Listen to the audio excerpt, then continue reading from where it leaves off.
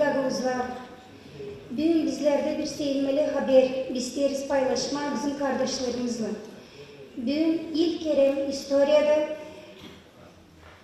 Taras Şevçenko Milli Üniversitesi'nde açılır bir zanaat, Gagavuz dili hem literatürası. Bu bizim için bir ne kadar sevinmeli bir haber ama biz kurarız kendimizi. Hani var bir Komrat Devlet Üniversitesi ve Komrat Devlet Üniversitesi bize olacak gönderici bu güzel zanaatta.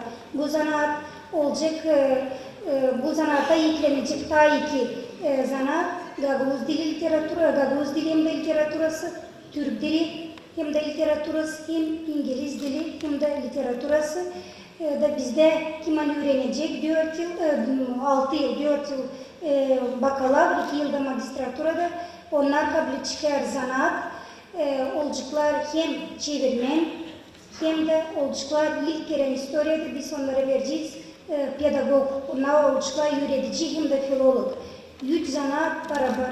Onun için isteriz hani sizin üniversitet saygılı rektörünüz, sizin üniversitet olsun bize gönderici, olsun bizim başımızda, hem de sizin kafedra, Gagavuz Filologiya kafedrası olsun bize nasıl bir büyük kardeş, bir büyük yanımızda. Hani onlar bize yardımcı olsunlar. Bize siz varsınız, biz takabiyiz. Siz ilerledikçe biz de sizin ardınızda daha ilerleyeceğiz. Sizde bilim, öğrenme kuru ilerledikçe bilinen hepsine güzel zanaatçılar olacak bizde de.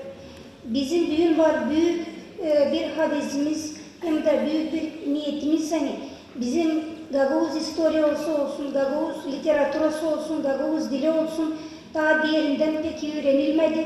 Ukrayna Gagavuzlarında da.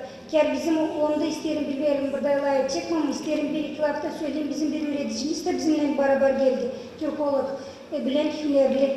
Angsani öğredi hem de araştırıyor. Gagavuz arkaik laflarını da bu laflar gösteriyorlar Gagavuz dilinin zenginliğini. Bugünkü güne kadar öyle bir uzmanlık alanı ailesi yoktu. Bu çok önemli. Doğru dediler bugün hani biz lazım kendi dilimizi koruyalım. Ben sayarım hani bu üniversitede Gagavuz dilin korumanın temeli dökülür.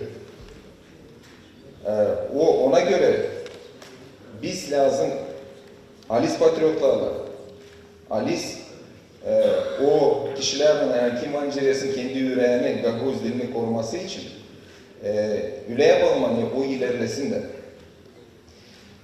Anlatayım size bir iş.